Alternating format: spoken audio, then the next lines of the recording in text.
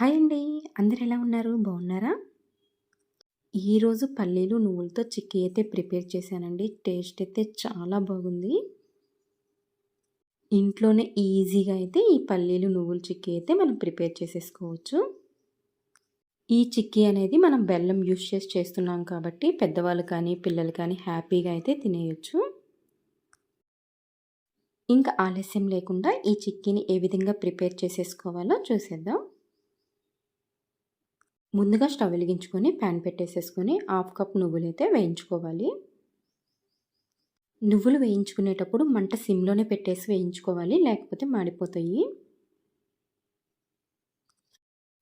Colour అయితే change అయింది చూసారు కదా నువ్వులు.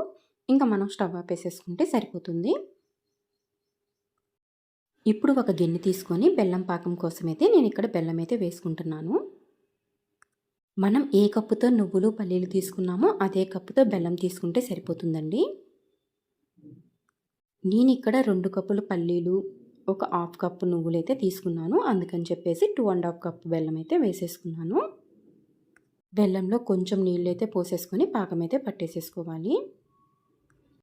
పాకం వచ్చేలోపు మనం ఇక్కడ ప్లేట్లకైతే గీనైతే అప్లై చేసేసుకుందాము. ప్లేట్కైతే ఒక హాఫ్ టేబుల్ స్పూన్ గీనైతే వేసుకొని ఈ విధంగా అయితే అప్లై చేసేసుకోవాలి. మనం చిక్కీనైతే దీంట్లోనే వేసుకుంటాం కదా, అందుకని చెప్పేసి వెంటనే ఊడొస్తుందండి ఈ విధంగా చేస్తే.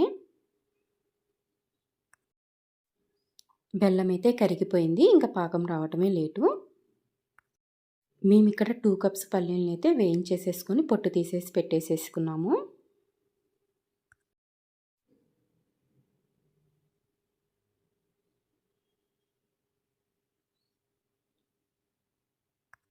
ఇప్పుడు పాకాన్ని అయితే ఒకసారి చెక్ చేసేసుకుందాము.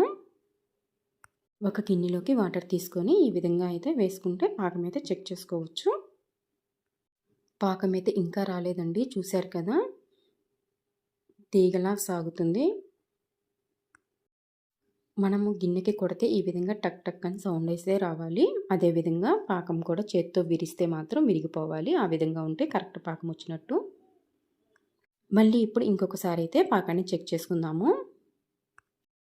ఈ విధంగా పాకాన్ని వాటర్లో వేయగానే సపరేట్ అయిద్దండి. అదేవిధంగా ఈ విధంగా టక్ టక్ అని సౌండ్ వస్తుంది. ఇలా చేతితో తుంచినప్పుడు తునిగిపోవాలి. ఈ విధంగా ఉంటే పాకం అయితే కరెక్ట్గా ఉన్నట్టు. ఇప్పుడు దీంట్లోకి కొంచెం సోడా ఉప్పు అయితే యాడ్ చేస్తున్నాను. ఇదైతే ఆప్షనల్ అండి. అదేవిధంగా ఒక హాఫ్ టేబుల్ స్పూన్ గీని కూడా వేసేసుకుందాము. 2-3 ఇలాచీలను కూడా దంచేసి వేసుకోండి. దీనిలో నెయ్యి యాడ్ చేయటం వల్ల చిక్కీ అయితే చాలా టేస్ట్గా ఉంటుంది. ఈ విధంగా అన్నీ యాడ్ చేసినాక ఒకసారి అయితే ఈ విధంగా కలిపేసేసుకోవాలి.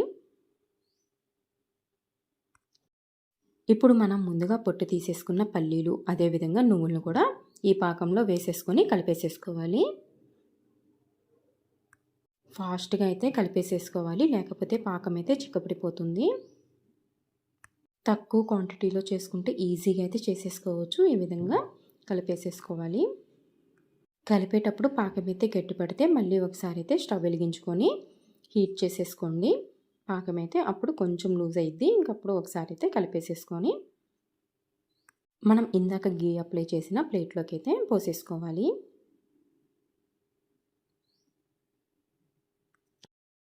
నేను ఇక్కడ 2 ప్లేట్లకైతే గీని అప్లై చేశాను కదా, ఈ విధంగా 2 ప్లేట్లకైతే వేసేసుకుంటున్నాను.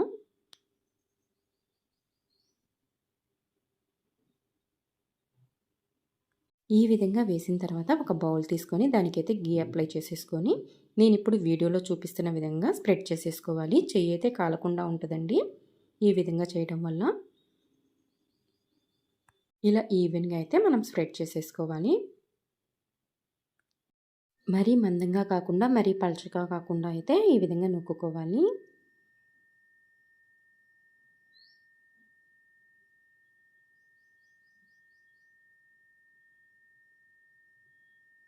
ఇది గోరువెచ్చగా ఉన్నప్పుడే ఈ విధంగా అయితే కట్ చేసేసుకోవాలి. మళ్ళీ గట్టి పడితే పీసెస్గా కట్ చేసేసుకోవటం కుదరదు. మనకి నచ్చిన షేప్లో ఈ విధంగా అయితే కట్ చేసేసుకోవచ్చు.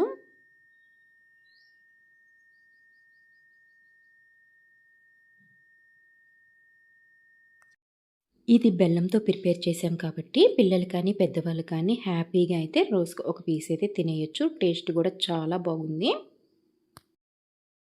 ఈ చిక్కీ ఆరటానికి ఒక హాఫ్ అన్ అవర్ అయినా టైం పడుతుందండి. హాఫ్ అన్ అవర్ ఆగాక ఈ పీసెస్ని అయితే తీసేసుకోవచ్చు. చూశారు కదా, చాలా ఈజీగా ఈ పల్లీలు నువ్వుల చిక్కీ అయితే రెడీ చేసేసుకున్నాము. టేస్ట్ అయితే చాలా బాగుంది. మీరు కూడా ఒకసారి అయితే ఈ రెసిపీని ట్రై చేయండి. ఇలాంటి మరెన్నో హెల్తీ అండ్ టేస్టీ రెసిపీస్ కోసం నా ఛానల్ని లైక్ చేయండి, షేర్ చేయండి, అదేవిధంగా సబ్స్క్రైబ్ చేసుకోండి.